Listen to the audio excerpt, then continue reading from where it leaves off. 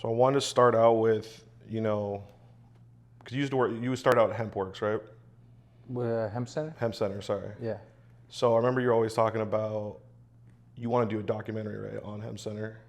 Kind of walk me through that, because it's like, I mean, it's kind of what I do right now. I do documentaries. I just think it's like, interesting how you took that approach. Was it just because like you saw that as like a way to, get in potentially more with like the people there, or what was it just the? I was just obsessed. Like, you have to understand, like when I first started smoking weed, I started smoking weed in Arizona when I moved over there temporarily. I'd come back and visit my pops in SF. I'd see all the dispensaries with the green crosses. I'd see people coming out with bags full of goodies. I distinctly remember someone coming out with the bag with the plant sticking out of it. I was like, damn, you could buy plants in there? And we found a plug on Haight Street back in the days that would go into the cannabis clubs and buy us banana breads, brownies, weed, hash, stuff like that. And so I was just so obsessed with it. And so it was the day I turned 18, I went and got my medical license, and my boy that was working with me at Tully's coffee shop, I don't remember his first name right now, but his last name was O'Brien. That's crazy. You guys got Tully's too? We have Tully's. It's like a West Coast. Yeah. So I was working at the coffee shop, selling weed at the coffee shop, and he was like, bro, like, I remember seeing him like, yo, what up? What you guys got on the menu today? Oh, blueberry this, blueberry that. And I was, oh, cool. You guys got mango? All right, cool. I'm going to be there after work. I'm like, damn, you could just call in and get it straight like that? He's like, yeah, for sure. These people over at the Hemp Center are the best. So the day I turned 18, I got my medical card, and I went and bought a camera for my boy. What made you do that, though? That's kind of what I'm asking, is like, you just had some instinct to go get a camera? I just wanted to film it. I was like, I want to make a documentary about this, because how is it so opposite in Arizona where, like, we'd got citizens arrested for weed before. Now, thank God we wiggled ourselves out that little chokehold the dude tried to put us in. But it was so opposite than what's going on in California. And I just, for some reason, like, God told me to go buy a camera and start filming everything. And so I would go in the Hemp Center with my little Tully's outfit on, and I would go interview patients. I would go film everything. I would film them setting up, breaking down. And it got to the point where the owner was like, yo, you want to work here. Like, you're here all the time. And the people love you. I see the way you conversate with people. Like, you should probably come just work for us and take that little silly coffee outfit off. I'm like, cool. So, but what year was that, though? I mean, I'm so bad with years. It was when I was 18. So if I'm 40 now, just do the math. It's 2023. 2002? Something like that, yeah.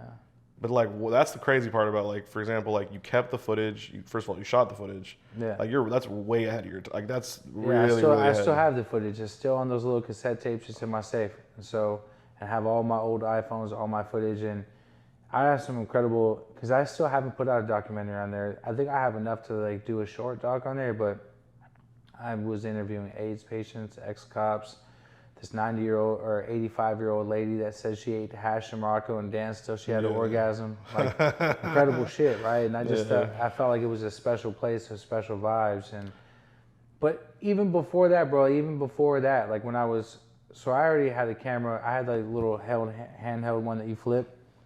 I was doing a documentary on homeless people in SF. And I was going up to a kid I used to see on Haight Street. I'd buy weed and sell weed at, and I seen him. He was hella young, and I just started following him around and talking to him, asking him how he ended up here, and I just wanted to know his story. And so I've always been into this shit. Yeah. It's just been a passion of mine. So before I even started that, I was working on that. And even before that, I submitted my own take to the real world back in the days. I wanted to be on the real world. So I've been on that shit, bro. I've been fucking with that shit. It's wild, bro. It's an instinct that was, it's paid dividends, bro, for sure. It's all, as time goes on, every single year that goes by, media is just more and more important. And it's important to document your journey too, because then like it's just that much more real to people when they see everything you've been through. Like, people seeing fucking 18-year-old me in the store, working at the store, like I'm still doing the same thing, essentially on a different level, so they could respect it. This guy has obviously been doing this for a long time. He loves it. Because anyone that's still in the weed game for this long, you have to love it, because it's a turbulent space. Yeah, absolutely. Passion's going to keep you going. You should definitely put out that documentary, though. That'd be crazy, bro. I think it also would remind a lot of people, too, of, like, where you started, For sure, yeah. I learned the game in that place. Yeah, absolutely, bro. Yeah, the medical days. I was lucky enough. I got to see, like, the end of Seattle's medical game. Yeah. And then they scrapped everything. It's crazy how Seattle changed everything. Like, when it went rec, they just crushed everyone that had medical licenses. 100%, dude. It's the saddest thing in the world, bro. Like, I used to, And that's kind of great segue though into, you know, I know you were spending a lot of time up in Seattle, right? Because Washington, Colorado were the first to legalize in 2013. So I was like in high school, I was a sophomore in 2013. So from 2013 to my senior year in high school was that crazy period, bro, where like free for all, bro, like wild. Crazy. So I got to see the very end of that medical. But what's your experience? You know, there's kind of a weird tie between, you know, Seattle and the Bay. There's definitely some similarities, you know, but your time up there, because I know you, the old, I mean, I wasn't the homie necessarily, but Josh Berman, he told me he would like he told me that you and Ivan would be like driving on, like, you guys were on the east coast of, east side of Washington State, going to all these like, these farms. Like, what was that experience in just Washington State, Seattle? I mean, Seattle's a cool ass spot. I've always liked Seattle because it kind of reminds me of San Francisco, and it's a foodie city, so there's good food. It's like the music is very like, the music scene there is like Bay Area. It's like a Bay Area kind of vibe. Like a lot of Bay Area rappers that go up there and do shows. Like it was a very good bond between the Bay and Seattle. So I just liked it.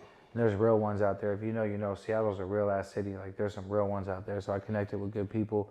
And the weed, it's always been a fucking great place for weed. Like even before medical or rec, like there's always been good cultivators in Seattle. Like one of my first guys I used to do work with back in the days when I still played around, like he used to cop weight from Seattle before he even came to California to cop weight. And so Seattle's always been a heady ass spot. It's hella heady, bro. Like the glass up there is crazy. Like you got the glass, you got the herb, you got the food, you got the culture, you got the music scene. So and I was a big fan of Nirvana. I know they were from there, and so I was always fuck with Seattle. Yeah. Back in the days going up there, like it was just interesting seeing what was going on, how they had these farms out there in the cuts that run off the cheapest power in the whole world. Yeah, Okanagan County. Yeah. Yep. And just like seeing like the way that like, I remember, I'll never forget, shout out to my brother Ryan Kunkel, but like being there at Have a Heart Belltown, just seeing the traffic of like foot traffic and people being in that store buying illegal weed. I was like, Ivan, we got to do something up here. Like, this is next level. Like, we got to be a part of this. I like to be a part of history, and I like to be a part of like things that just feel good and just that's happening right then and there. So we did a deal out there, and we just did our thing, and I'm glad we did it because we were able to participate in some of that market and just feel that shit out. Yeah, 100%, bro. I mean, I think that built, just having the Cookies clothing store there right next to, like right on that main street of, you know, what's it called? I think that's First Avenue, like Belltown. Yeah, that whole spot was legendary. It was also genius for my brother Ryan too, because he couldn't put signage up back in the days. Yeah. So you put a Cookies clothing Ryan's store. a genius, bro. Yeah, That's one of the smartest guys I know. I talked to B-Red, you know B-Red? Yeah. Yeah. That's my brother right Yeah, he told me to say what's up to you. Yeah, shout out to B-Red. Shout out to Ryan. So in terms of like, what kind of deal was it you guys did up there? We did a deal for the exotics brand. I think the first day we did the exotics deal was Las Vegas and Arizona, and then we did a deal in Washington. And that was kind of like the last. So you did like one with Matthew, right? A deal with Matthew, and then a deal with Ryan, or was it? It was a deal with I forgot the group name out there in Seattle in the Washington area, but in Vegas I did it with Matt Morgan. Yeah, Matt Morgan. Yeah. Didn't he worked for like Dan Bilzerian after all that shit, right? I think he did some shit with Dan. Yeah, he's always hustling. He's always trying to find the next thing. He's good at it. I heard he cashed out. I heard the guy's. I mean, he made. Man, look, Matt's a smart dude. Like, you know, he's one of those dudes that like when you meet people and all they're doing is working and focusing on what they're doing, you know they're gonna hit. And so every time I see Matt, he was always working. Every time I see him to this day, he's still working. He's always working on something. I'm not gonna probably keep this in this, but like somebody told me that like Dan Bilzerian's dad punched that dude in the face just off some like some wild shit. Yeah. I never heard of that. Yeah, that's crazy. Yeah, that's what Ivan actually told me. We cut that obviously out, but yeah, it's just funny, random. So I guess with the exotics deal, I just want to talk about that a little bit because, you know, I think that theirs was like a little, you know. It was you and Ivan, right? I mean, it's still around. I mean, I go into like different shops in Seattle and I see the exotics brand. That's crazy. I definitely I need to collect our royalties on that we don't participate in that anymore. Maybe it's been a while, but I remember seeing it like pretty recently. I mean, you know, look, that whole thing was like, it was cool because, you know, you have to remember, like, there's been different stories of this. Like, people say that when Ivan and did that, I was only selling clothes. That's not true. I've been selling weed my whole life. I mean, not my whole life, but since I've been like 13, 14. And I was doing it in the medical market with Connected, with the licensing deal with Connected. You done this whole story, so you know that, like, back in the days I was working with Connected and it was cookies from them, and I just felt like, man, I want to do something I can control. And I remember one day Ivan commented on one of my posts, and Connected called me and they're like, yo, like, we respect that dude, we fuck with that dude, but you should probably not, like, entertain some business with him because that would be, like, considered competition to what we're doing together. And when people tell me not to fuck with people, I immediately want to fuck with them. I'm like, oh, word? Okay. So I hit him up on the DM, and I hit him up. I said, yo, like, let me come film a Marijuana Mania episode with you. And that's when I went to go do the Marijuana Mania LA episode. And I just remember Ivan's personality was so dry, but, like, so real. He was like, hey, don't get scared when you show up in the hood, fool. And he just hung up. I'm like, damn, what the fuck is that supposed to mean? We pulled up and the shit was in the hood. And I right was across the street from it, right? Like, from, like, yeah, I mean, this is before that. That's before the location of Boyle Heights. It was their first location. I was really impressed with how Ivan was running his business. I was impressed by the quality of weed. I just told him, let's do something. Bro, I like to work with people. You mentioned earlier when we were talking, like, all the different collaboration albums I have. I like to work with people. That's why I chose the business route I took with, like, our store expansion and stuff like that. I like to collaborate with people on things. And so we decided to do a brand. We were the first brand with the Exotics name in it. I still pay that registered trademark every year or every whatever month it is. I always sign it when I see my invoices come in. But before there was all this exotic shit, that was me and his shit. I came up with the name, came up with the logo, had my brother Al Fresco. I kind of art directed it with him, came up with the powerful logo.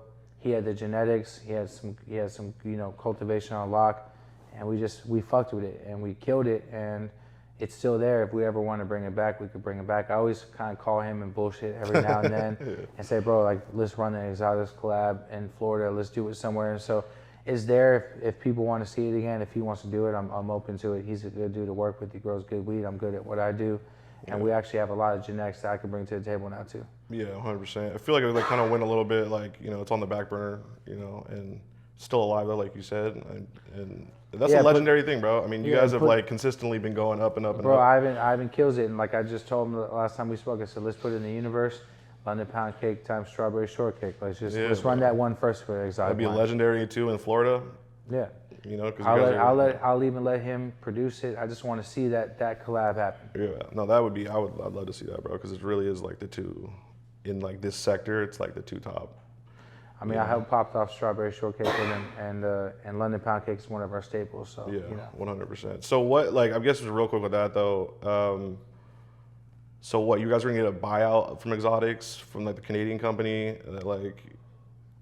And you just didn't want to take the stock, right? It wasn't a Canadian company. Canadian company offered to buy cookies, and I didn't want the stock. Okay. I'm not even gonna say which group, but a group offered us a sizable amount of money to buy Exotics, and at the time, Ivan was actually having a baby at the time, and he was occupied, he was busy, and that was just like the universe telling us that it wasn't worth that deal. There was some good cash up front, and there was some good stock up front.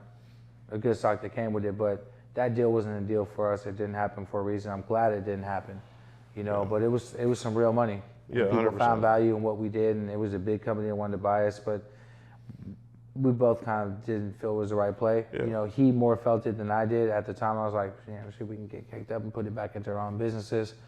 It was an easy play, but he kind of distanced himself from the negotiation, and I kind of felt that. He's a smart dude, and so if he doesn't want to fuck with it, then it's probably not the right deal. So thank God we didn't do it. 100%. I mean, I feel like the long term now on that, bring it back. I mean, that could be crazy, you know. But that was kind of one of your very first collabs, I guess, right? Like flat collab deals, really. No, I did hella before that. I mean, that's my well, first. I'm saying like that's brand, my first like collab brand, right? Yeah. So and just so you know, like the thought behind Exotics was what we try to do with the other portfolio brands. So my thought with Exotics in the first place when I sat down with Ivan was, let's do something with all the breeders that we respect. have them bring some shit to the table, give them the credit, help build them up, right? I do collabs with everybody. So we had my boy from Denver bring the Fabuloso. We had third gen Brandon bring some genetics. We had a couple of his people bring genetics. My boy Brett from Lemonade brought some genetics. We had a pool full of genetics that we were gonna run. And the whole thought was like, you got the cultivation, I have the relationships, I have the palate, I have the eye for good strains, rolling out good strains, the branding of it. Let's build this platform for a bunch of breeders to come together and do some dope ass shit. And so when that kind of fell apart, that's when you kind of see me do, you know, some of the partnerships like with Mints or with, you know, with some of the other partners that we partner with. You know? Yeah, 100%. Yeah, absolutely. Yeah, it's been cool to see how that all develops, but yeah. It's always interesting when I look at you and Ivan, because it's like Ivan's more seen as like kind of the grower. You're seen as more of like the entrepreneur kind of, you know. There's like, you know, it's like the two classifications. There's the trapper and then the grower. Like really. Well, it's like right? it's honestly like it's also like two different business models, right? Yep. Like the way that he's taken his business is Vertical. It's very different than mine. He's vertically integrated in every aspect. He grows his own weed. He runs his own stores. He makes his own hash. He makes his own rosin. He kills it. Right, and there's a big plus to that. But the way I did my business was, again, going back to wanting to work with people and liking to work with people and seeing the value of working with people in other markets to be able to expand fast. We just partner with people. It's not like we let anyone open up a cookie store. We don't let anyone just cultivate for cookies. We try to cherry pick the best people around the country to expand as fast as we can. And sometimes those partnerships are good for right then, but then other things come online that are better for the brand, and we work backwards. But our goal was to expand with the other MSOs, and I think I always wanted to take that approach. Ivan's good with owning his portfolio and controlling his portfolio.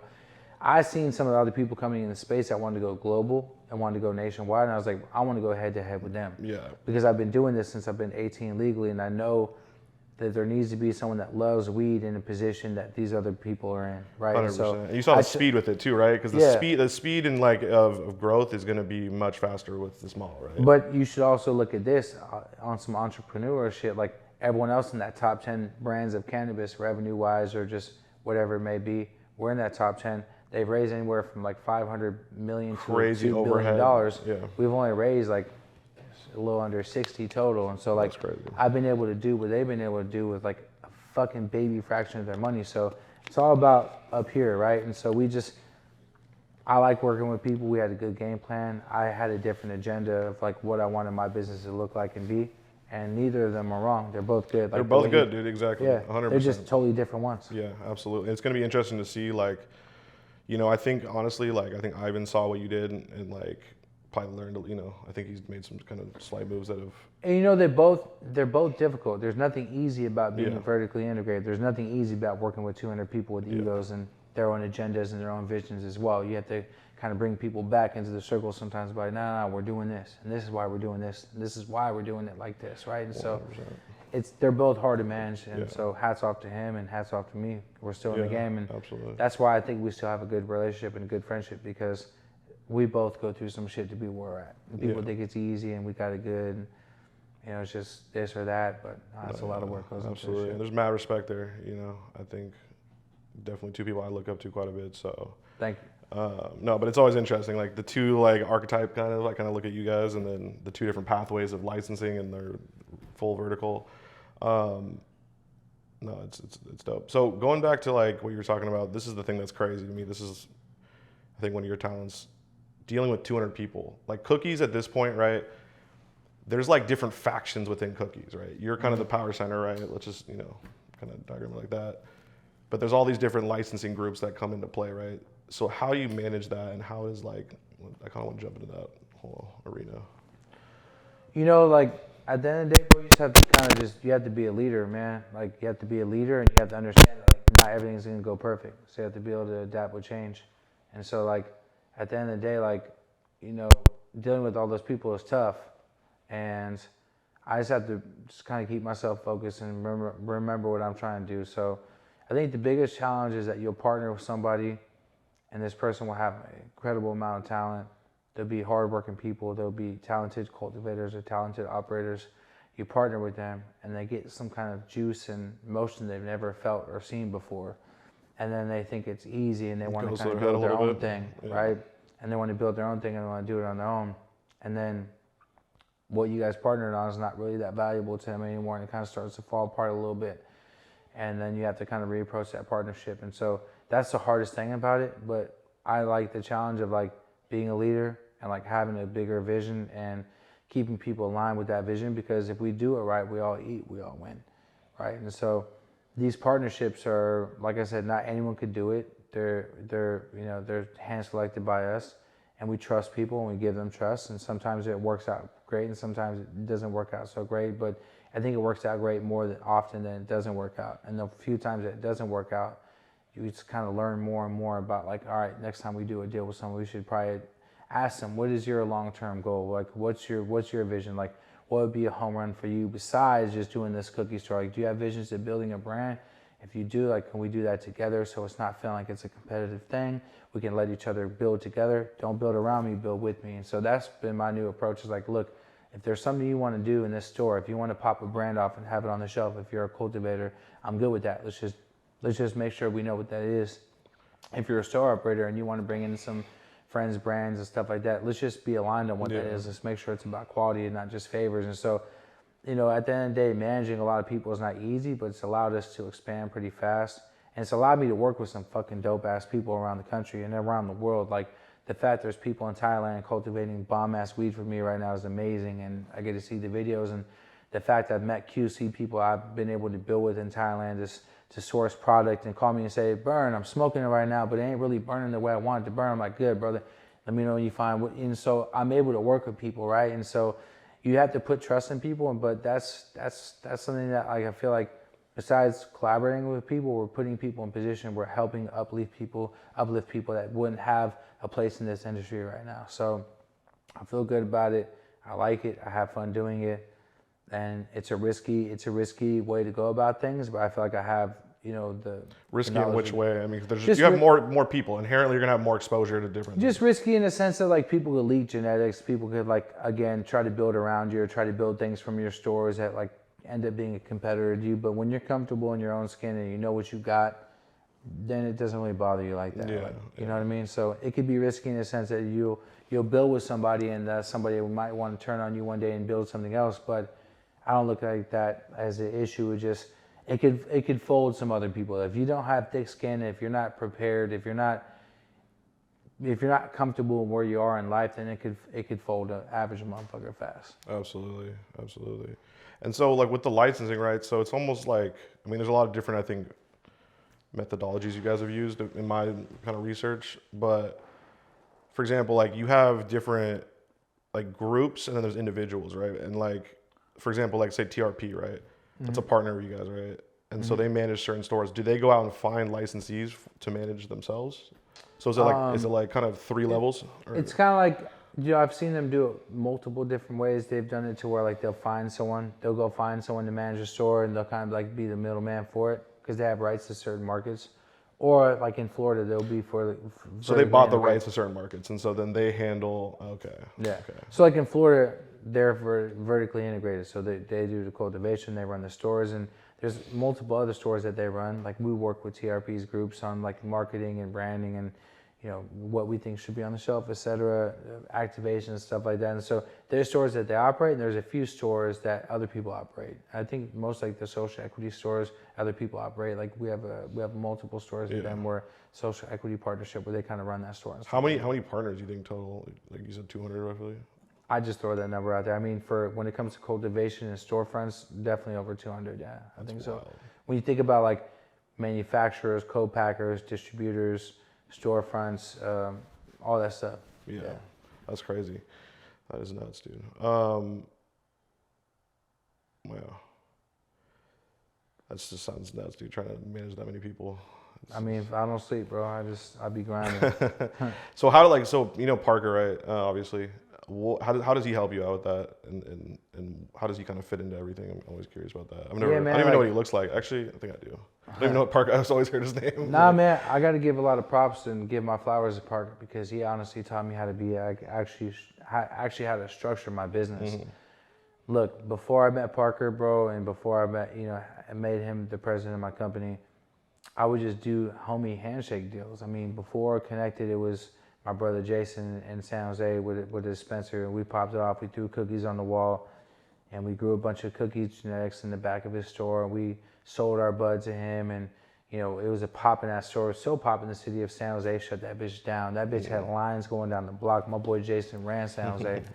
And, you know, then from there I went to Connected, and I did a licensing deal with Connected, and started realizing, like, man, like, it's good money, because Connected, you know, I still forever thankful for that partnership. It did three things. It was able to bring our genetics to scale in a bigger way. Yeah. Opposed like our little shady ass grows in the Sunset District. Like, it was able to grow it in the scale so more people could touch what we're talking about. Legitimize it, kind of build it up. Yeah. It just made it more tangible. So shout out to Connected for that. They paid me good. And I think that both they've spoken about in interviews, I've spoken about in interviews. I'm thankful for that. But the one thing I noticed is they were raising money as cookies. And that's crazy. Okay. In their emails, I would see emails where they're like fundraising, and they're fundraising as cookies. I'm like, we don't own part of cookies. You have a licensing deal. And they had a licensing deal. So that's what that's all from. So they had a licensing deal for flour, and then I saw them starting to make hash and try to do pens and try to do edible. I'm like, hey, hold up. Yo, you have a licensing deal for flour. And I realized, like, man, like, this is cool, but like I need to figure out how to structure my business, because I'll be the first one to admit, I'm from the game. I'm great at marketing and branding. I'm great at like connecting the dots. I'm great at my networking, my relationships. I'm good at just selling bud. My team members and my partners are good at breeding bud, and so what we really missed was that business infrastructure. I never graduated fucking high school. I never really. Yeah. I'm a hustler, bro, but I didn't know how to structure a business. And so after a while, I think that we both kind of agreed that, like, hey, it's probably better you guys start your own brand, go have your own destiny, because you're not cookies. As much as you tell people you're cookies and you're raising money as cookies, you're not cookies. That's my shit. Did they actually get like real money off of cookies, off like a fundraise? I'm sure they did great. Yeah.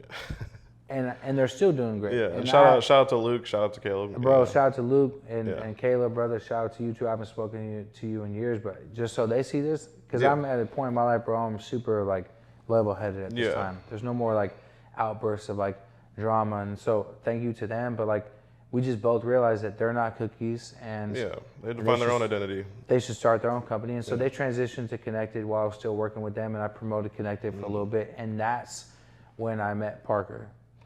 And then that's how that kind of came in. And Parker kind of gave me up, like, bro, we should structure this as a fucking company and build your own IP and build your own company, and let's go build our own stores. And at the time I met Parker, I was working with my partners at Cookies Maywood and opening our first flagship store. And that's Steve LaBelle, Serge, that group? Yeah.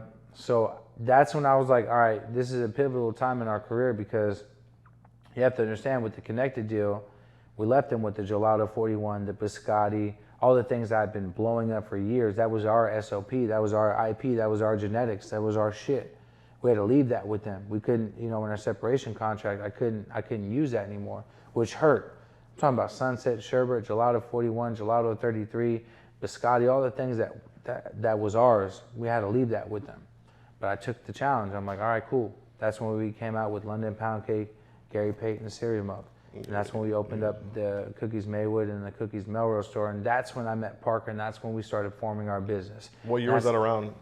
I'm terrible with years. Yeah, when we went red. 2017, 2018, right? Boom. So when I sat down with Parker, he really gave me up on, this is how you structure a business. This is how you build a team. This is how you let go of some of these things that you've been holding on to so you can move further. And this is how we're going to be able to expand without having to raise hella money. And I love that idea, because I'm like, I don't want to dilute. And the fact that I still own the amount of equity I own in Cookies is pretty unheard of. Like, when you look at unicorn companies, look at Apple, Steve Jobs had like less than 1%, something like that, right?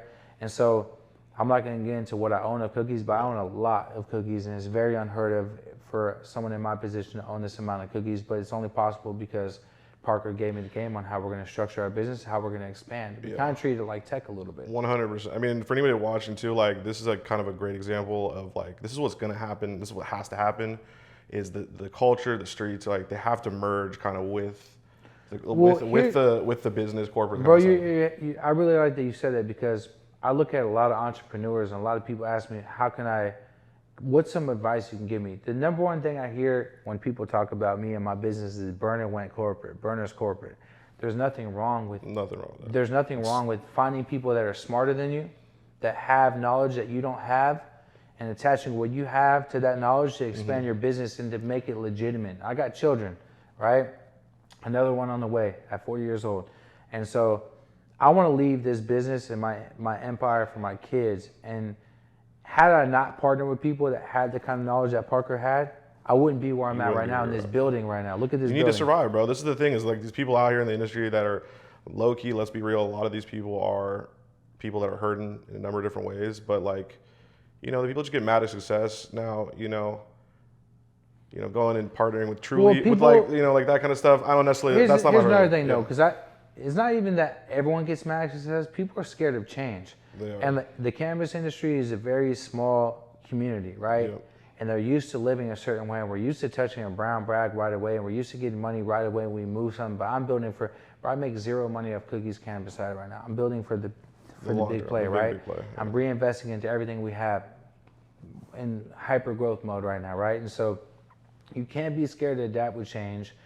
And you cannot be scared to set yourself up for success and to build something that's real, right? And I think the thing is, if you're gonna do what I did with Cookies, then make sure you do what I did with Cookies, which is I still have full control. Everything creative comes through me.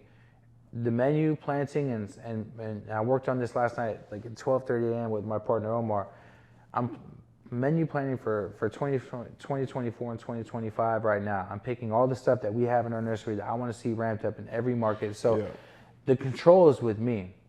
The vision is with me, and the branding and marketing and creative side of things is with me, and the ultimate decision is with me.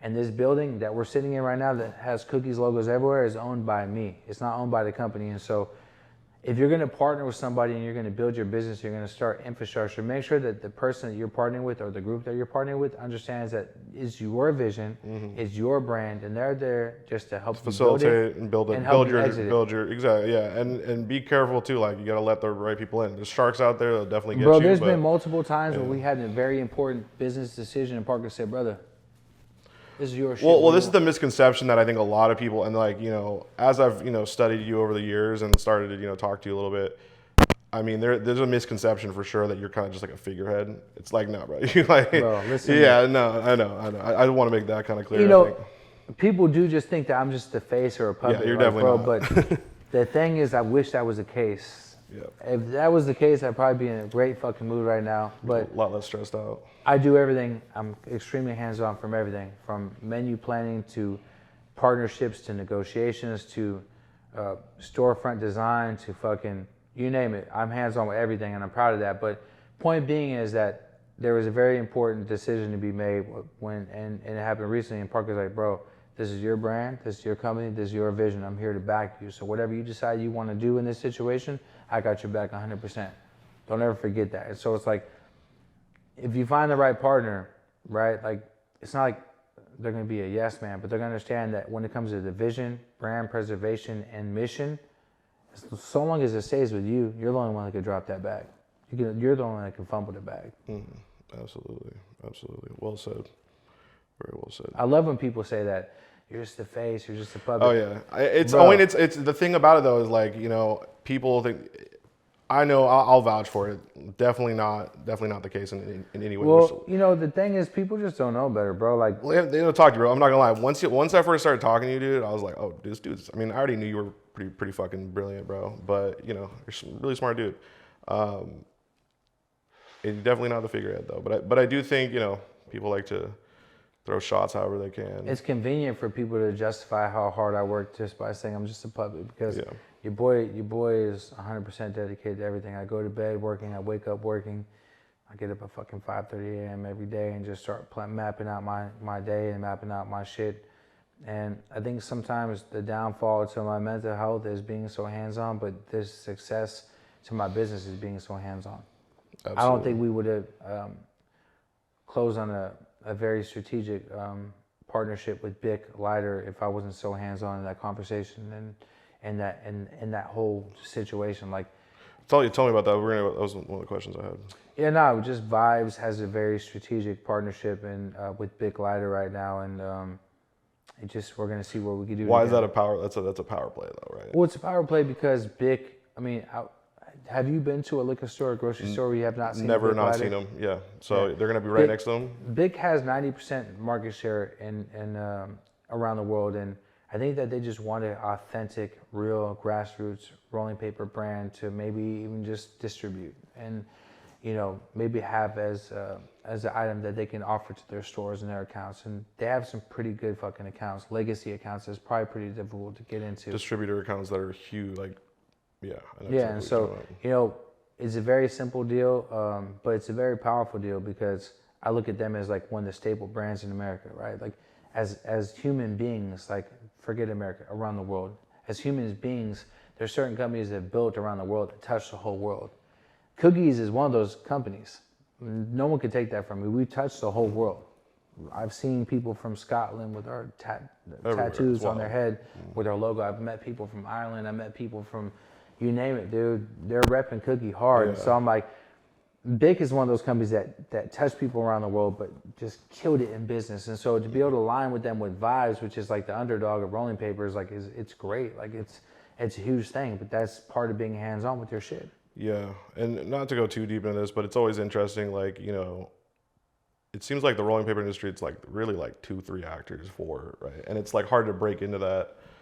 And, you know, you guys are doing that. You got to be. Yeah, like, I feel like it's like a 1 in a million rolling paper brands will break through and actually like, because everyone makes papers, like a lot of brands make papers, a lot of people make papers, but Vibe just hit different, bro. It just I came with passion and purpose, and like that shit's killing it, and it's an incredible name, and I can't believe we got it trademarked, and the clothing's killing it, and I think that if everything goes well, as I expect with Bic, it's gonna be a pretty big deal. Yeah, it's gonna be dope, man. So when is that kind of gonna start to roll out? And so they're pretty much gonna be able to like, I mean, your sales are gonna go like once they really kick it into. Well, you know, it has a lot to do with like sell through. Like we're gonna approach it slow. We're gonna crawl before we walk. We're gonna offer it to a couple chains, and we're gonna make sure it does well. But that now I can put the marketing play full throttle with it, because when we're like going distributor to distributor, or like we're dealing with like sub distributors, I couldn't really put the full gas behind Vibes because it wasn't tangible everywhere. People were like, bro, I can't find your shit. And so that's kind of what happened to Hem 2.0. I started Hem 2.0, and Hem 2.0 was killing it in the stores it was in, but the brand didn't really grow because it wasn't tangible. It wasn't everywhere. You need to have distribution, right? That's the key. You have to have distribution. Yeah. So now that I have a distribution partner that's going to start shopping it, you know, small region by region, I could put the full force marketing play behind it and not feel crazy. You have the machine now that can really, you can now apply your full force of marketing to that can actually withstand. And I have a building, 20,000 square foot building that we're in right now is dedicated 100% to content and marketing. So it's perfect timing for that. Yeah, absolutely. I mean, so I've heard you talk too about like media being kind of like your platforms or your protection, right? Which I thought is really smart. It's just true. Like, you know, the bigger the voice you have, the more protection you have, because you can, you know, explain your side of, you know, whatever's happening in that moment. I mean, this is just one of the, I think it's like an instinct of yours, honestly, because you've had it since, you know, like we were talking about at the very beginning with, you know, Hem Center and doing that documentary. What is, I guess, the play with media in terms of the future and what? I mean, media for me is my passion, bro. Like, I feel like there's a few ways to live forever, right? Through music, through your work that you do as a person, by creating a really big brand, and by putting things on film. Right, like from these interviews will be around when we're gone. You know, documentaries will be around when I'm gone. Like movies I write and, you know, produce and help direct will be around when I'm gone. So I've always been obsessed with trying to live forever through my work. And I feel like it just adds that. But media is a passion of mine. I'm good at it. I'm good at kind of directing it, especially with my team. Like my guy Yoshi behind the camera now. Like when you find someone else that knows you and your style, if you tell them what you want, they can bring it to life. Like even the baby announcement we just did, like.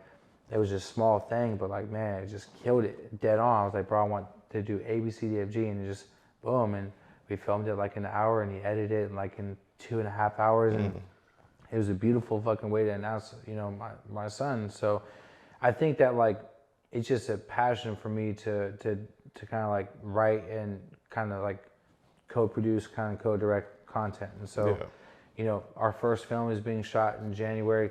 It's called Splash City. It's a feature film. It's a full film about the Bay Area, about the building and the window popping out here. And from there, it's going to be up. I can tell you without going into details. I'm working on developing a show with FX, but I can't really talk about what kind of show or who I'm working with on it. But I'm working with FX, bro. What happened with this, like the Snowfall dude, and like Which one? the HBO thing? I remember hearing about. It was a while back. Anyway, we didn't. I don't remember. I mean, I wrote a movie with somebody before that had a deadline press release, but nothing happened with it. But we're in full development for a show right now, That's amazing, which is bro. pretty sick. Congratulations, bro. I think that, like, again, if you look at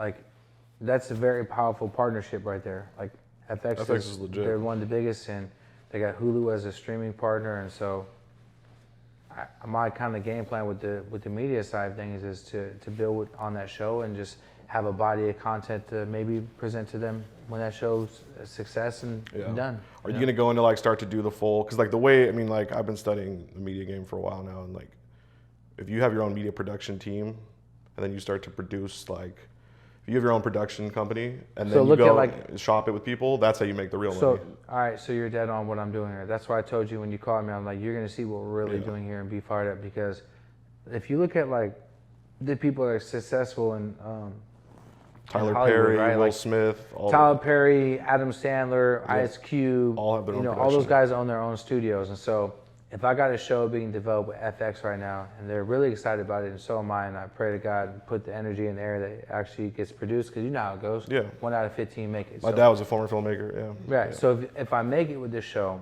and then I have my own studio producing content in the background right now, whether it be mini docs, cooking shows, feature films, whatever it may be, I have a better chance of succeeding in Hollywood if I go to my partners at FX and say, hey, that show we did killed it. Here's a whole body of work. You got data, you got body of work, data, Here's all a these whole things. body of work I got right here that I'm producing myself. I'm the studio. What do you guys think about it? Could we work a deal with Hulu? Could we do something? Go shop it around. You know, so I want to be the studio. Get that Adam Sandler deal. What was that deal he got? He got some fucking wild. He got like Crazy deal, it's like but- 8 movies for like, I think it was like 800 million, something crazy, bro. But here's another thing though. When you own the studio and you're producing your content, you don't have to please the buyer.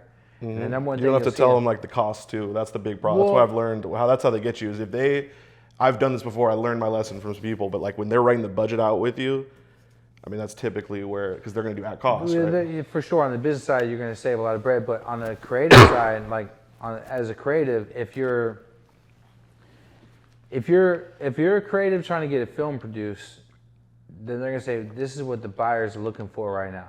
The buyers want a film about this, or that's not such a hot topic for the buyers right now. Well, my whole thing is creative shouldn't be told what they should make. Creative should create what they want to create. Yeah. So if I'm creating my own shit in my own studio and the product's finished, so long as it's good, I'll find a home for it.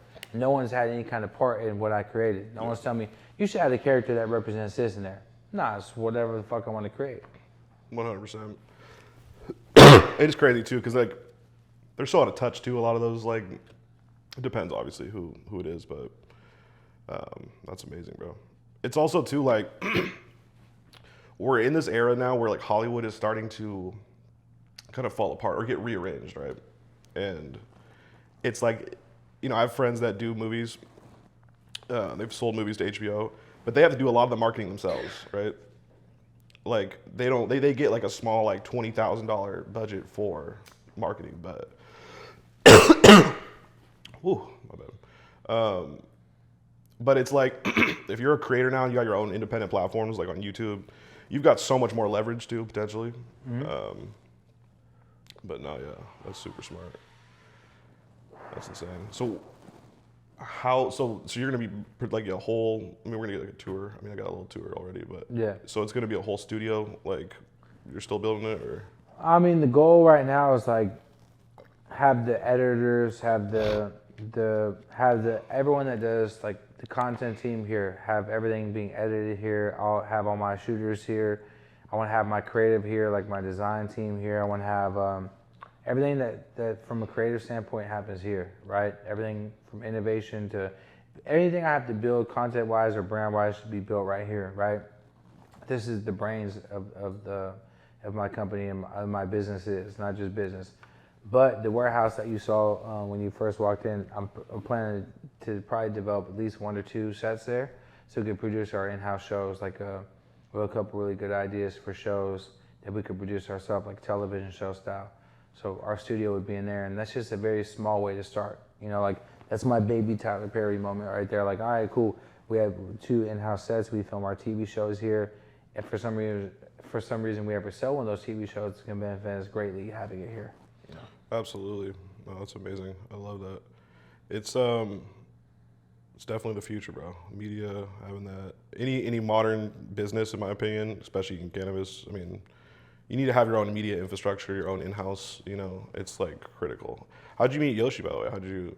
Man, I met Yoshi on, Fareed, a shout out to my brother Fareed. Fareed had linked up with Yoshi, but I first met Yoshi, I think, on the Marijuana Mania shoot in Humboldt. Is that the first time I met you? I've met Yoshi in Humboldt. That was very good at it. I love that. I love that video. Yeah, I mean, it's got like fucking 13 million views. Yeah, that went off too. It went stupid, bro. It killed it. And so like, I met Yoshi there and I recognized his talent. And then I just been working with him for the last since then. And him and his brother Chowder are probably some of the hardest working guys I know. Like him, Chowder, and Benny, like they know how to film something or shoot something and turn around right away. But more importantly, they know my style. They know what I want to see. And so it's dope. Yeah, bro. Shout out to that, man. You guys, yeah. It's been dope, everything they've been produced. It's like, I'm like, when I watch some of the newer documentaries that they've been working on, I'm like, damn, they're like, how many people work on that? Man, he did Marijuana Mania in New York by himself. That's crazy, bro. It's a 2-hour episode, brother. bro. Like, yeah, hey, it's a movie. Bro, we shot that shit. We spent 6 days filming that shit, and this goes back to people saying I'm just a fucking puppet, which makes me laugh. Bro, we wake up in the morning, we hop in back-to-back SUVs, we go hit everywhere, bro. We go pull up in Bronx, we go pull up in Brooklyn, we go pull up over here, we go pull up over here, we go pull up over here. We're filming all day long. To shoot that much, bro, in 6 days, because I've been out to New York now like 4 times this year.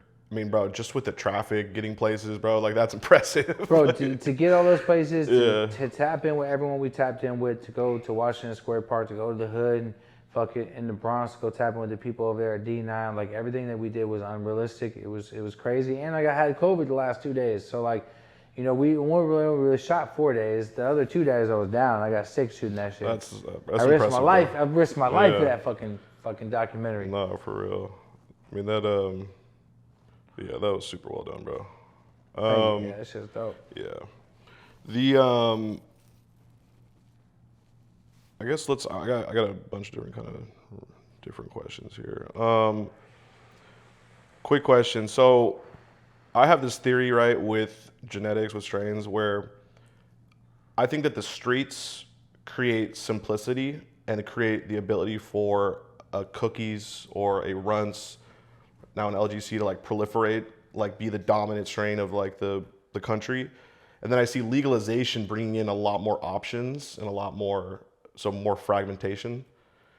Do you think, because it's like really like, you know, cookies, runts, and then runts again, but LGC, right? Do you, like, let's keep it a buck, right? I don't know. I mean, like, it's just really like, they're like, runts is so good, but the name has been overused, so let's now move LGC because it's just a different name, but it's got all the same characteristics that we want. We'll just, you know, that's pretty much what happened. But like, but do you think like, my theory, like I said, is I think as more legalization happens, it's going to be much more regional now. It's going to be hard. Like my whole, you know, I did that video on the Backpack Boys and like Lemon Cherry Gelato, and like what I said in that video was, I think it's the last time we're going to see a national, like a dominant strain like that. Like, what's your thoughts on that? I don't think so, man. Shout out to my brother Juan. Shout out to the Backpack Boys. They did a great job. Shout out to Canatique too, and all the other people that were part of that. They hit it hard. Like Backpack Boys hit it hard. They put that shit on the map. And like, I think what my opinion of this is we've seen it happen with every strain. We've seen it happen with Granddaddy Purple. We've seen it happen with OG Kush. We've seen it happen with Bubba Kush. We've seen it happen with Sour Diesel. We've seen it happen with Girl Scout cookies. We've seen it happen with Gelato. We've seen it happen with Runts. And then Runts turn Lemon Cherry Gelato. People have very baby palates, right? People see something they like and they just want that, right?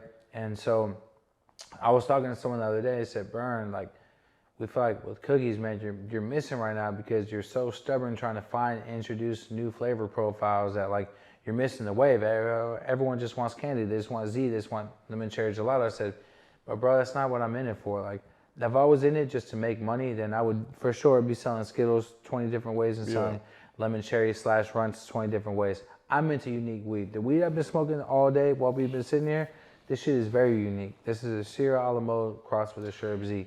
So the Sherb Z kind of gives it what people want right now, that candy taste. But the Sierra a la mode was cereal milk and, you know, that cross right there, it's a whole new world of You terps. want to start your own wave rather than writing other like. I have too much pride, bro. Yeah. And like if you really look at it, like we kick shit off, and so I'm gonna answer I'm gonna answer your question two ways. So do I think that it's gonna be the last time? No, because the next time something hits again, people are gonna like it a lot and just want to push it, and everyone's gonna have their version of it, right? But like, I don't think you need to have the streets, because general perception is like, in order to make a strain pop, you gotta just go trap hard everywhere. And Well, yeah, but it's the the simplistic of the streets is this, bro. They're not they're not gonna have they're not gonna have 50 different flavors. They're gonna have one, maybe two, and maybe three, and they all could just be the same. It's all gonna be circulated because you got multiple groups. And so it's simplified. So it's like you get this shit like kind of stuffed down your throat a little bit, and what they're gonna do? They're gonna pick the name that's popping off right now. So runs, you see what I'm saying? Runs, like it could be it's a lot of it's fake, right? It's not really even real runs, right? But the brand name gets proliferated everywhere because it's, you know, it hits that. That's why I'm saying, like, the streets, in my opinion, if you really look at, like, I've like studied it intensely, and like, it seems like, because, you know, like, look at, like, you know, any legalized, maybe California's a little different, but Washington State, bro, it's not all over the place. I mean, it's not, there's no dominant. I take pride in how I pop my shit off. So because I got so many eyes on me, because my business is so big, I can't do what most people do, which is go flood shit, right? And put shit on so hard that like the streets see it and the streets pop it off. I take pride in the fact that cereal milk, I launched cereal milk and branded cereal milk and popped cereal milk off with 1 ounce. With 1 ounce. It was 1 ounce that we had from R&D that Kenny Powers gave me. I took the ounce to LA. I strategically placed the ounce in the right hands, and it went viral as fuck. And by the time that people start hearing cereal milk, hearing it from the right people, it was in our stores, and they tasted it, and it caught like wildfire. When you pull it up, you see me with a half P.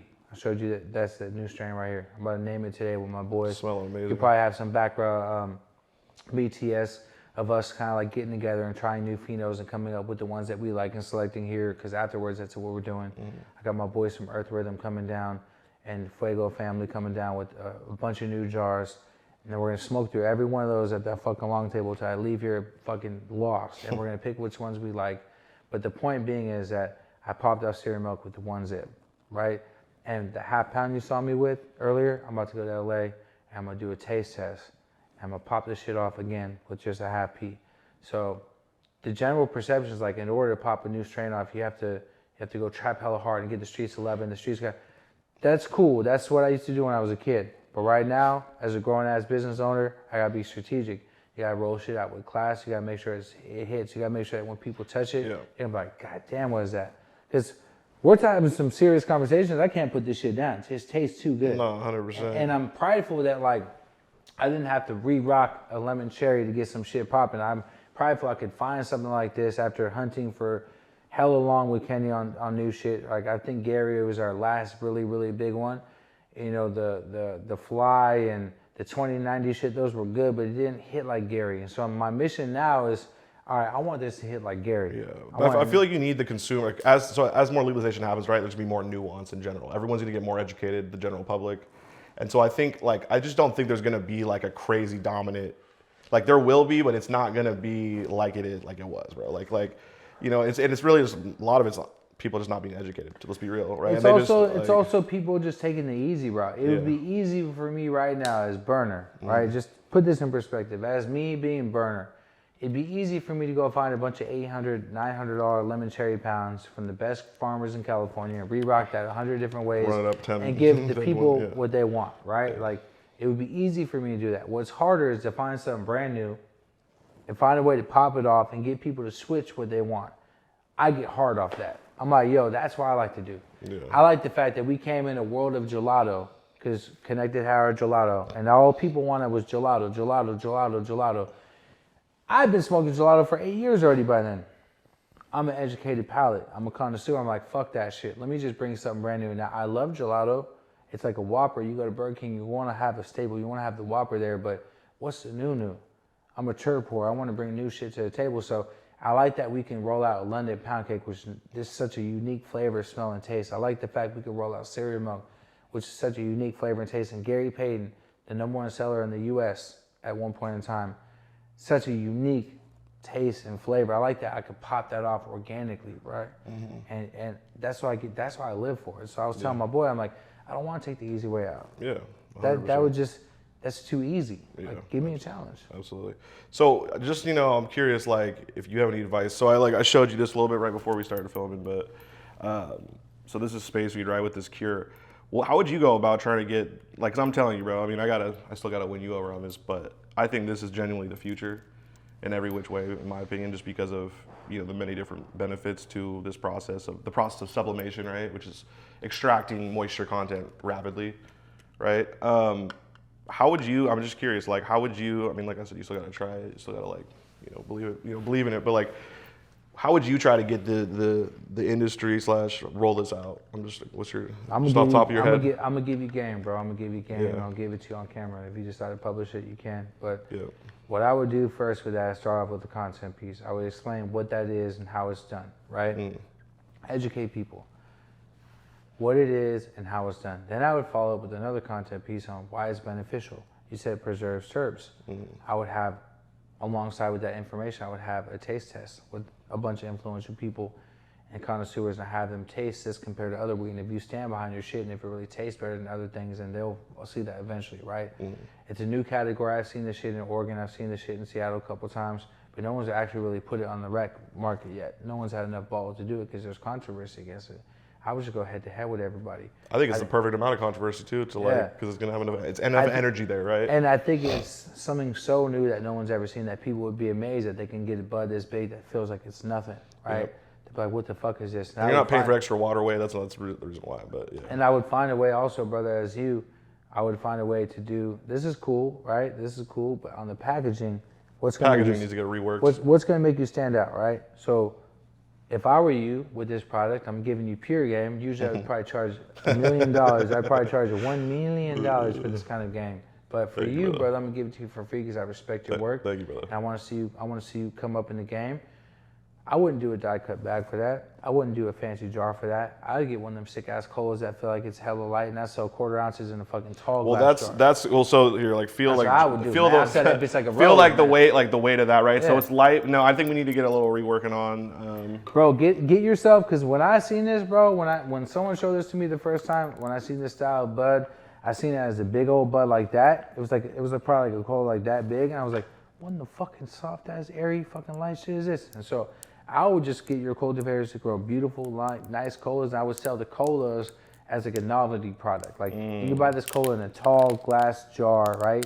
And it's hella light. It's and hella it just thick. looks crazy too. Even if it's like a plastic jar like this, like you're selling it like that tall. Who's selling a jar that tall with one single bud in it? No one. That's right? a really good idea. So what's that going to do for you? You already put a It's gonna content stick piece. out. Yeah. You put a content piece showing what kind of technology this is. You put a content piece explaining why this is good technology. And then you're coming out with something innovative. That's the recipe for success.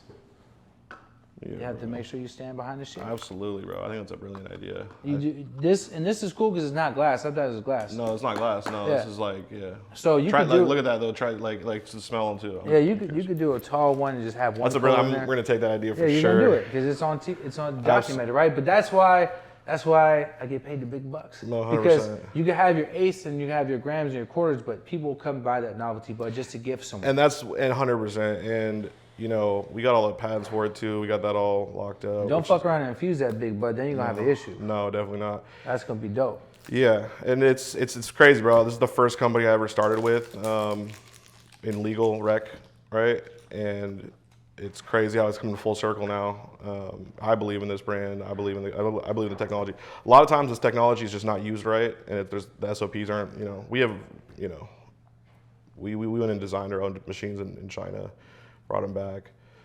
But This is crazy. It's so light. Dude. it's so light, but it doesn't like crumble it up though. You don't need really a grinder, bro. To be honest, like, but it doesn't dust though. It doesn't get dusty at all. And like for example, bro, you could technically, the thing about it is like, you know how you harvest, right? You have a certain amount of time that you have to do that within, right? Because, it gives you a lot more versatility. Like you could keep it frozen for a while if you don't have enough space to dry it. What do you think about the smell? I think you can get some better genetics. We need better genetics, specifically tailored for this technology. Yeah, because this one, like it's kind of like a dull nose. It looks hella pretty. It looks great, dull nose. Like we're here. Look good on camera. I want to see what it looks like on camera, like because that's always key. Yeah. This one looks pretty crazy on camera. Yeah, fucking video as well. It looks good. I'm gonna smoke it, see what it does, see how it tastes. But like how light it is pretty amazing, Yeah, smell that. Is that the Oreos or? It's Oreos. Okay. Is that actually really Oreos? Yeah. I wonder if it does anything to the turtle. Let me see that one. Which one is this? This one, that's the Oreos too. Actually, try this one here. This is the old school lemon. Here, smell that.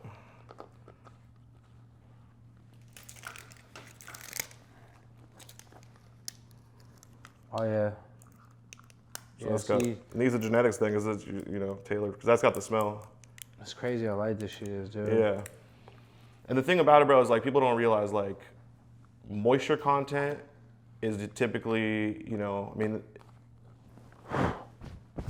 like I said, if you can, bro, try to smoke this. I know it's probably hard because you got so many dope flavors of your own, but try to smoke this like 5 times in a row and then go back to a regular hang dry, and it's harsh, bro. It gets a little. It's just like there's a lot of people that we've worked with, like a lot of customers of ours that had like lung surgery, right? They weren't able to smoke regular weed just because it was too harsh and it would hurt but they could smoke this, right? But it's just moisture content, bro, really, at the end of the day. So it's interesting. I think you can do a lot of cool shit with that, and since you're the first to market with it, actually on the rec side, it could be big. Yeah. Do it right. Yeah, 100. I think it's perfect for collaboration too, because it's really, it's just the drying technology to a certain For sure. degree. You can go into someone's grow and just dry it a certain way, and boom, collab. Yeah, 100%. Yeah. So we'll have to see. We'll see how that goes. I appreciate that advice, though. I think that's really good advice. And then too, this is my homies. This is kind of funny too. The high be gone. You get too stoned, right? You take that shot. The whole thing with the black pepper, right? Remember the whole. Is it THCV or what is it? No, it's nothing in there. So it's if you look at it, it's like L-theanine, alpha. It's like a bunch of like nootropics, right? And it helps get you less high. Huh. It gets rid of the high. Well, I'm probably gonna need that later, dude. When you see what's coming through later, it's gonna be fucking purple sands and all kind of fucking crazy full melt hash, and it's gonna be one of them days, man. It's gonna be a really stony. That's why I'm starting off with a nice strong J now, because I gotta prepare my lung for all this heat coming to this building right now. No, I took one last night. It was cool. Shout out to my boy Fabian, by the way, for that. We're gonna see if this works today. Yeah. I'm gonna find out when I'm fucking having a panic attack in the corner of this building. See if it pops me out, gives me right. 100%. So, what is how's the THCA been going? I know we got like 3 more minutes for. THCA? Yeah. It's going cool. I mean. Are you worried about that 2023 hemp farm bill? No. No. Look, at the end of the day, in business, bro, you have to learn how to adapt with change. Either when there's a loophole, ride with it. When the loophole goes away, adapt with it.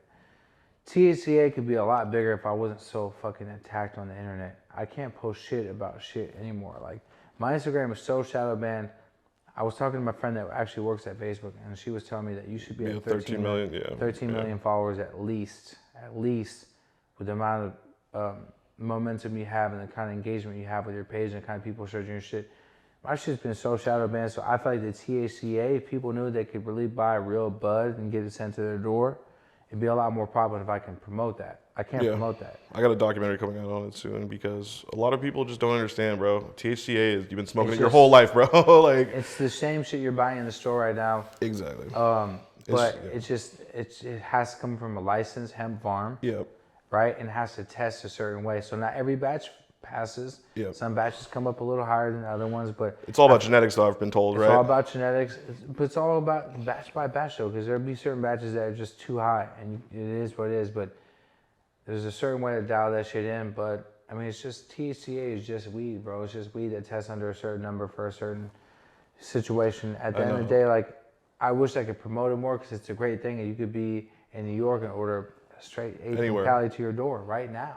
Right now, you can order eighth to your door for a good ass price, and I have to go nowhere and do nothing. But I think that if it was promoted right, it'd be popping. But I think that I haven't really been able to put the behind it, so it's just good right now. It's doing good. 100%. And we'll have to see what happens with them trying to maybe close that loophole up or whatever you want. It's not really a loophole, but it is a loophole. But yeah, it's not really a loophole because they passed it, knowing what it is. It's honestly the funniest thing though ever, bro. Is like you look at like Mitch McConnell, and I don't like either side of politics really, but he's definitely he's not really for cannabis, and he ended up legalizing cannabis like on accident pretty much. And no one even knows it. And I've seen a lot of people throwing a fit about it, and it's like, look, man, like, we're all in it for the same reasons. We want to share this good weed. And so this is a great way to share it. It's a bigger step towards legalization. It's not some weird shit. Like, it's not some Delta 8. This is the big thing. That's where it gets confusing. And Delta 8, bro, like, again, like, man, people are going to do what they're going to do, right? And so my whole thing is like, man, like, don't knock anyone's hustle. Do what you want to do. Why hate on the next person? Why to hate? And honestly, like, you got to play to win, bro. I'm trying to feed a beast right now. Cookies is a huge company. Any way we can make revenue right now, we're going to make it because we're expanding. We're competing with some big dogs with big money and fucking big portfolios. So whatever we got to do to stay alive right now, especially in this current time, we're going to do. I have no shame in it at all. No, absolutely. I couldn't agree with you more. That shit's fire. Down to the bone. That motherfucker tastes like candy. Ooh, that's a good one right there. So, with, I guess, kind of a segue with that, with Social Club, right? I've heard you talk recently on all the interviews you've done recently about it. What's the long? Because I think we talked a little bit about this, but I feel like the long-term play in a lot of ways with that is setting it up to be the eBay of weed, almost not the eBay, but where people can showcase their like once you put in the commerce aspect to it long term. Then I could see like an Amazon just acquiring you guys, something like that, like long term. I don't know. So Social Club is it's like everything else I have. It takes time. So like Vibes just got an incredible partnership opportunity with Big Lighter. That's boom. Let's bring that home, right? Mm-hmm. My series, the show I'm developing with FX. Let's just say it like that to be politically correct. I've been sitting on that for years. I wrote it 3 different ways with 3 different people and finally found the right home for it. So with Social Club, it's the same thing. Did you know now on Social Club, you could do pay to play type broadcasting. So you go to Social Club. I seen the update come up the other day, and I love my developer Paul because I told him about this and he did it, and I forgot he was working on it. But pretty much, you can go right now to Social Club and go to the Discovery page and see 3 miles, 6 miles, 10 miles. And people that post can pay to show people in a 3 mile, 6 mile, or 10 mile radius what's going on. So what's that good for? That's good for dispensaries. That's good for restaurants. That's good for businesses. It's good for club promoters. It's good for everybody. It's good for single people. So right now you can go on Social Club if people are using it. And I even say myself, it's hard to get me over to Social Club. I'm so Instagrammed out. But if right now you're here and you're done with this interview, what am I about to get into? What do I want to eat? Where do I want to go? What's going on in this area? You can click 3, 6, and 10. And everything going on right now in real time, keyword real time, real fucking time will pop up on your feed, right? That's the most valuable shit in the game right now. I'm seeing posts on Instagram from 3 days ago. It's a show for an event in Vegas. Why am I seeing it today for the first time 3 days late? Yeah. I couldn't have gone to that show if I saw it today. So club promoters are fucked. Event throwers are fucked.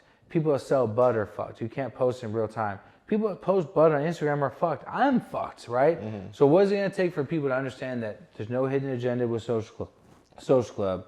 There's nothing but a platform there that, one, allows you to see what's going on in a 3, 6, 10 mile radius. There's also, you can upload your menu for free on Social Club. You know, you can go on Social Club right now and go to your menu, right? And you can add a picture of each one of these buds and how much it costs and where you go get it at for free. There's other companies that charge money for this, right? Also on Social Club, we're about to unlock audio comments and audio captions. So now you could be like, damn, bro, that shit was crazy. And there could be voice comments in your comment sections. You could do a picture of something like, man, I was out there in Hawaii today and this fucking mountain looked magical. And you could do a fucking voice caption. So we have things that Instagram doesn't have at all. We have things that other platforms don't have at all, but people don't want to fuck with it. So the long-term play is to sit on it until the right partnership opportunity comes. And when it comes, we'll have great IP and great tech. Yeah, that sounds that sounds definitely the smart move. It's just hard to like build. It's hard to build out a social media platform because you need a bunch of different niches together, right? Yeah. Like to do just cannabis, that's like you got to have other aspects to it more, you know. Well, that's why like Social Club started off as a cannabis app, and I think the reason why we're kind of like on our own right now is because we had bigger visions. I wanted to be there for restaurants, nightclub promoters, events, all that shit. Like, think about like when you go to Rolling Loud and you want to see the set times or something happens with the weather. Bro, you're not going to see posts in real time. I mean, real time is a very big thing. Algorithm is a very big thing. I want to see if you post that you're going to be dropping a documentary tonight on, so-and-so. I want to see it in real time. I want to see it 3 days from now. I want to see that shit when it premieres. So long-term play with Social Club is real. I just want to wait for the right opportunity. Absolutely. That's amazing, bro. Yeah, I definitely, I like Twitter too. I mean, like, or X, Social Club, really the two places you don't get censored on. Like, we have to get people to start using the Social Club though, because it's hard, even myself, to get there, because you do a post and you'll see like 5 comments or something, or 3 comments, and you feel discouraged. But it's because not everyone's using it. Where did my water go? It's right there. So, if you're watching this right now, if you're a business, if you're a brand, if you're a cultivator, if you love weed, if you love business, if you love connecting with people, if you like to see things in real time, download Social Club. Give us a try. You'll be pretty surprised, because it's almost like a Weed Maps meets Yelp meets fucking TikTok almost, with the innovation with the audio comment section, Yeah, absolutely.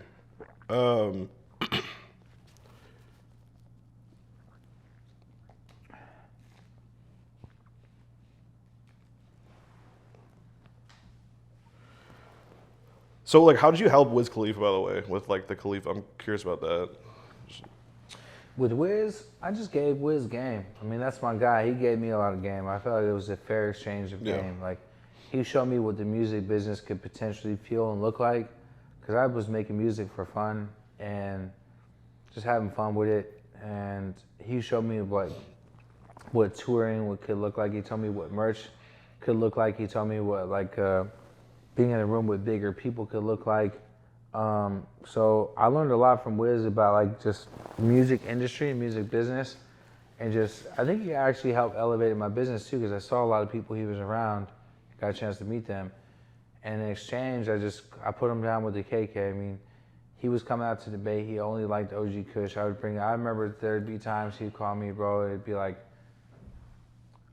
9 o'clock at night. Like, yo, I need some herb. I'm out, and I'd fucking get in the car and drive from the Bay to LA on a hike, bro. I have to call Al Fresco, or one of my friends, to drive me down there at the time, And I'd and my boy was like, man, you would go find a fucking brick of Mexican fucking brick weed and drive it to Wiz if you asked. I said I would, because he's giving me a lot of game right now, and I respect him.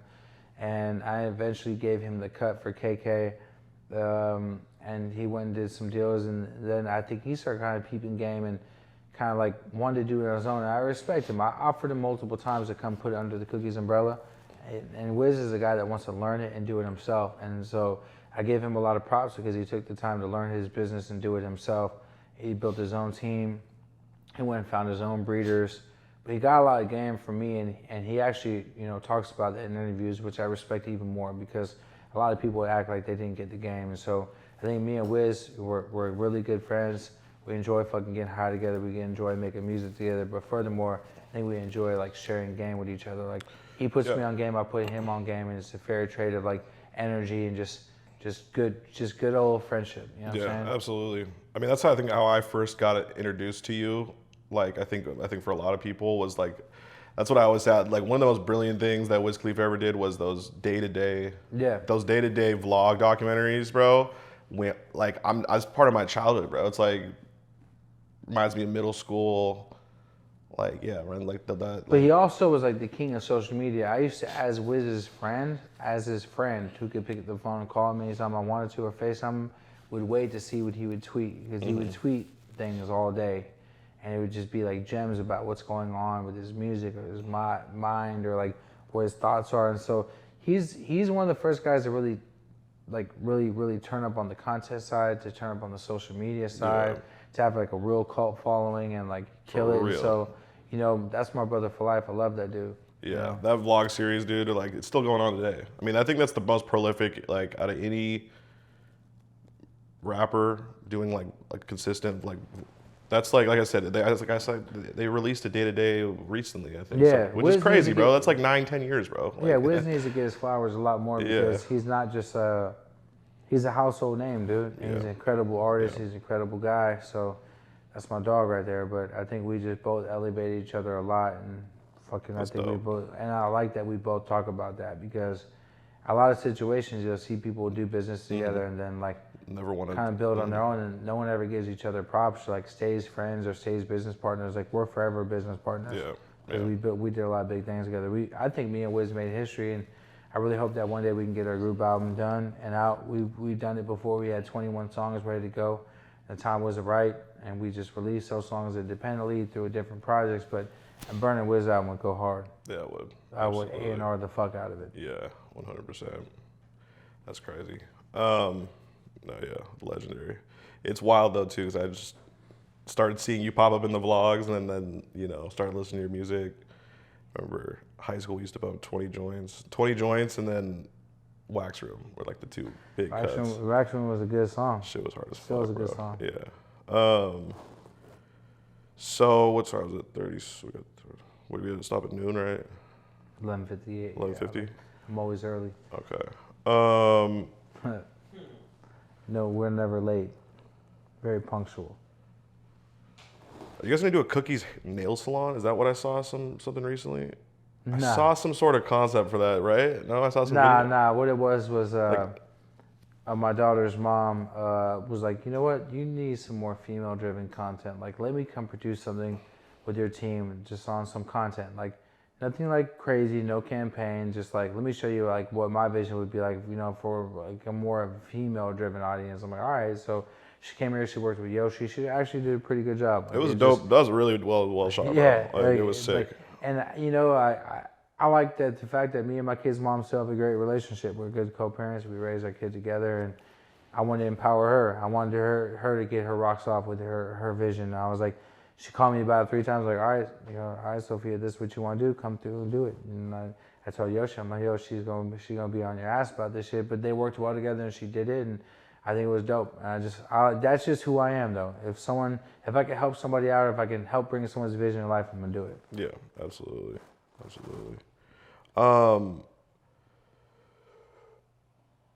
we can talk. Have you given any advice to like Drake or OVO 40 on the? I'm really good friends with OVO 40. Yeah. That's my dog. He's came here and hung out multiple times. He was in this building before this building even had paint on it. And we get real high together and we vibe together. But I've talked more to him about like the Bull Rider strain. The Bull Rider strain is like the Skittles of fucking Canada. Yeah. It's like it's very airy, very finicky strain, but it tastes so fucking good. As a matter of fact, it tastes so fucking good that when I was in Canada with him, I had to fly to New York, and I was thinking about taking like a half ounce on the plane with me, knowing my ass would get busted, but it was such worth the risk of it because it tasted so good. So me and 40 have talked about what to do. But I think we both kind of like are just waiting for the right situation. And Drake is a homie, man. Like, I met Drake back in 2012 or something like that, or whatever it may be, and he came to the hemp center, and I showed him. No way, he went to the hemp center? Yeah, bro, I shut the whole hemp center. No way, that's crazy. Drake came to the hemp center, and then I brought him in the back, and I'll never forget. He was like, "Damn," because we had like a little grill right there that you could see when you walk in the back. Yeah. Then we had a shelf, and there was a little bolt and a little bolt. You kind of pull them out, and you open the shelf, and there's a door, and then through that door is a big ass grill. And the owner, Richard, was crazy. Kathleen's husband or boyfriend at the time. Even in that grow, you go up a little. There's like a little thing you pull down there, really a little ladder, and we had to grow on the roof. This motherfucker was growing in the spot that we had behind the building, and like this little cut, and then in the roof. So Drake was like, "What the fuck?" He was like, "This shit's a shit." Saw the real trap grows, yeah. But that was when the Trippy Stick first came out, and I showed him that shit, and he was thrown away by that was the first vape pen, bro. No one's ever seen a vape pen before that. Yeah.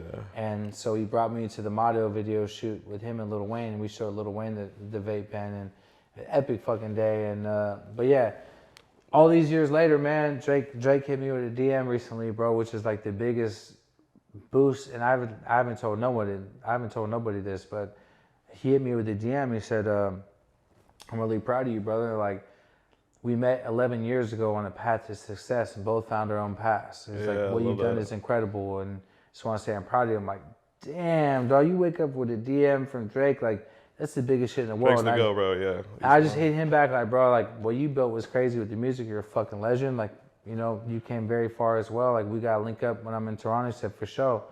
And I just never really pushed the issue because I'm not gonna bother that man. That man's a fucking that's fucking champagne poppy, dog. He's, 100%. You know what I mean? But when I was in Toronto smoking Bull Rider with 40, he FaceTimed, and what really tripped me out about Drake, and this is why I give him his props as far as a musician. He FaceTimed 40, and 40's like, "Look who I'm with." I'm like, "What up?" He's like, "What up, bro? The new album you did was dope." I'm like, "Oh, the Gotti one?" Because that was like the more popular. So you're talking about, Drake is the king of like staying tapped into the streets. But check and this like, out. Yeah, check this out though. This is where Drake is the GOAT. I said the Gotti one because I had their song with Rick Ross, Jadakiss, and Nas on that one that were on the same song, and Mozzie and Benny the Butcher and fucking Styles P. I had some crazy shit on Gotti, right? He's like, nah, Gotti, the one you just dropped. I'm like, from sea to sail? And he was like, yeah. I said, damn, I didn't really push the album like that. He's like, bro, the mixes sounded great. Like, I just had to tap in to see what you were doing. Everything sounded good. And when we hung up the phone, 40 was like, bro, the boy really listens to everything. And he complimented the way that your engineer mixes and masters your beats and shit like that. I'm like, damn, Drake's the man. I'm like, so this is one thing he's brilliant about is he keeps his like the thing about getting that big is you're gonna get insulated in a bubble, right? Love your album. One of your album names, Arrogance is Ignorance, right? That's the kind of same principle of like, because you want like really, really rich people, bro. Like you start to become in a bubble, your own world. You're not in like regular, you know what I'm saying? But the way you keep yourself still attached to reality and like humbled, all the different adjectives you could use for that, is to keep like Drake's like diss like random rappers in the middle, like just he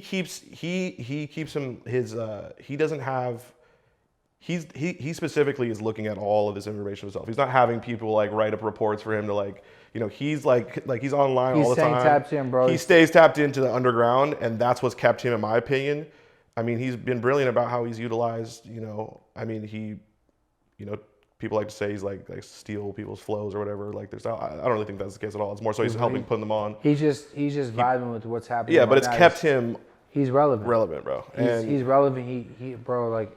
The GOAT, I don't give a fuck, bro. I've been listening to him forever. Drake's bigger than some of the rappers that people say are the best of all time. And I'm not. We just passed Michael Jackson. I'm not saying Tupac, but some of the rappers that people say are the best of all time, Drake is better than them.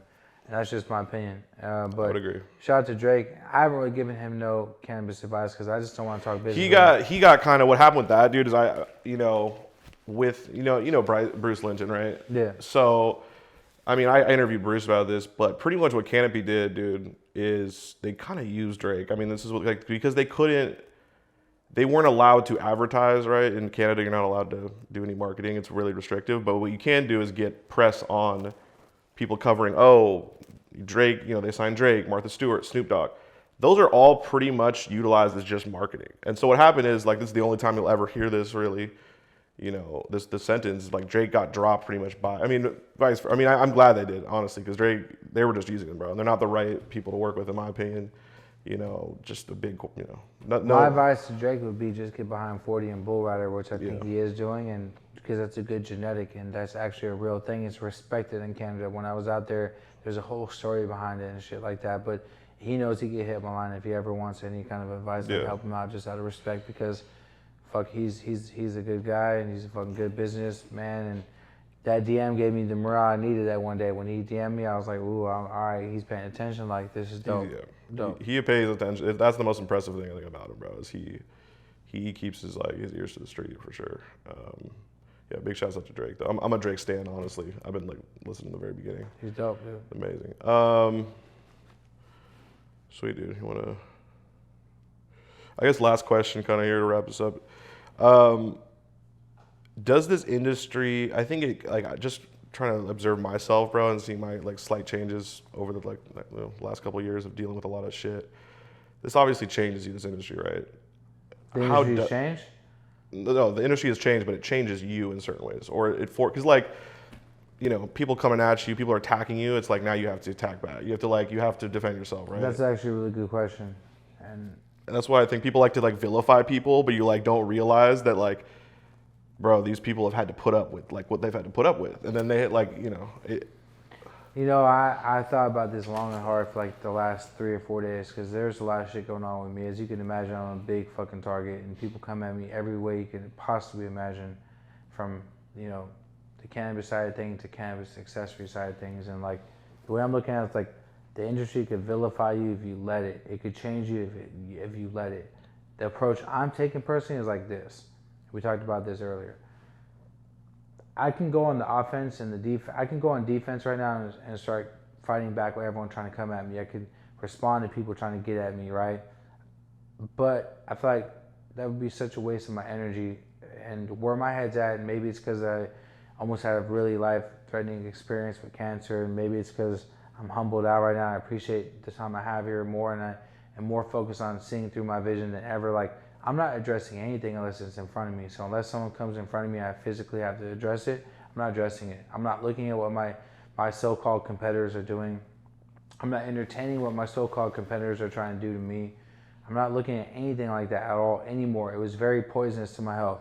I honestly think it's part of the reason why I got cancer, because partially it's food and a lot of it's stress, right? And so at the end of the day, like, if you stay focused on what you're doing and you focus on on your craft and your brand and your vision, and you leave all that over here, let them talk, let them try, let them plot. They're going to keep doing that anyways. Because every time you take your eye off that and look at this, then what happens to this? This gets neglected, right? So in my years of business, and I'm going to knock on wood, all talk has just been talk. People talk. I've never done anything to anyone, I say this confidently, I've never done anything to anyone that would deserve like physical harm or any kind of crazy thing happening to me. So let people talk, let people be upset, let people try to take me down. So long as I focus on my vision and my brand and doing what I love to do and doing it well and doing it from a place of love and passion and excitement, then whatever they're doing in the background is not going to make a difference to me anymore. Now, before I had cancer, all I would do was neglect and fight on that. I'd fight, oh, this person's trying to do that, this person's trying to say that, let me say this, let me go on Instagram. I'm not doing any of that anymore. I'm over it. Starts to become like a huge waste of time. Like, bro, just like it's crazy, bro. Like I've noticed it myself. It does 4 things. It becomes a waste of time. It affects your mental health and your health. It neglects your brand, and it ruins your family life. Move mean, stay safe, be cautious, keep your circle small, focus on your business. Focus on your business, yeah. Focus on yourself. Because everyone in the industry right now is at this crazy ass cutthroat battle, right? It's crazy. But just know this, every time you focus on somebody else, you're neglecting your business. I'm never doing that shit again. I did it for fucking 10 years. I'm sick of weed war. I'm not weed warring with anyone anymore. You fuck with my family, you fuck with me physically, it's a whole different story. Other than that, talk your shit. Do what you gotta do. Try to bring me down, because all it's gonna do is make me focus on my shit harder. It really is the biggest waste of time. I mean, there are, I think, a little bit of, you're going to have to put, there's inevitably going to be some times where you have to put a little bit of, effort, energy into that. But more times than not, I'll be on a 4-hour phone call, and it's like it just becomes gossiping. I realize, bro. And it's like, and Bro, it's just like the drama, like, bro. You know, like anybody that's watching this, they know like the politics in this shit is crazy, bro. Here's the facts, though. I'm not ignorant. Any man could be touched, even with moving accordingly, having armed security, whatever it may be. Anyone could be touched, but the universe is real. Karma is real. Energy you put And in. energy you put out there is real. And the facts are, we have no control of this shit. The shit is already, it is what it is. So I'm just going to embrace the moments I have. I'm going to focus on good, positive, innovative shit. While people might be trying to plot on taking me down from reporting my page or doing this or doing whatever they're trying to do, or let them do that. I'm going to focus on my new menu for 2024 and 2025. I'm going to go throw a taste test in LA and let these top customers of cookies taste what we're working on right now. I'm just going to do shit that complements my brand and my momentum, because this shit will vilify you, it will ruin you, and it will change you if you let it. And it happened to me before, and I almost fucking died. And after beating cancer, I promised myself. That's why it says no time for negativity on my shit. I mean that. I'm not entertaining no bullshit. None. 100%. Yeah. Absolutely. The only smoke I want is good smoke. That's it. Yeah, absolutely. Nah, man, that's dope. Yeah, I ain't got no enemies no more, brother. Like, I just don't give a fuck about that shit. I think at the end of the day, though, too, like the best revenge, quote unquote, success. is success. There's nothing, and there's no real revenge unless it's success. Like that's it. Because you just need to get so successful where you're not the best success. Somebody forgets about. Like if you forget about your enemy, bro, you're so far ahead of them.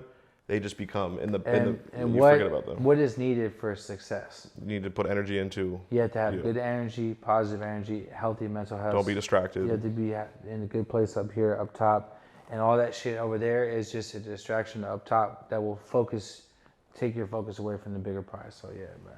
Yeah. Fight hate with love, brother, because there's that big question in all the mafia films, like what is more respected, love or fear? I take love every day. I don't want to be feared by nobody. I don't want people to be like, oh man, Bern could do this to me, or Bern's rich, he can do. Man, they don't ever have to worry about that with me. I love motherfuckers, bro. I'm willing to talk to anyone that thinks they have a problem with me. Yeah, And you want to be. what is What's that Machiavelli line? It's better to be loved than feared, but if you have to be feared. And there's nothing worse than being hated. Yeah. That's what it is. But no, love. I mean, you can love. You can't hate though. That's like just two negatives. Yeah. It's crazy. Thanks, brother. That was dope. That's all good, man. Now you're gonna get to see the real days of work. I'm about to jump on to call you, and then when we're done with that, bro, you're gonna see what goes down at the compound. There's a bunch of good flavors in the building. I hear you got a little cough, man. It's gonna get worse because there's fire in here, dude. I've been smoking my vape, bro. And you're gonna see if this really works, because I guarantee you, by the time you leave I'm gonna be uncomfortably high. You're about to be way too high, because if I'm right now, there's a man with a long beard and flip flops downstairs with some crazy ass purple Full Melt hash. Oh yeah. I can't wait to see that motherfucker. I was doing some dabs last night. Yeah. Fucking hit me. Well, good shit, bro. I appreciate you for coming through, man. Thank you, man.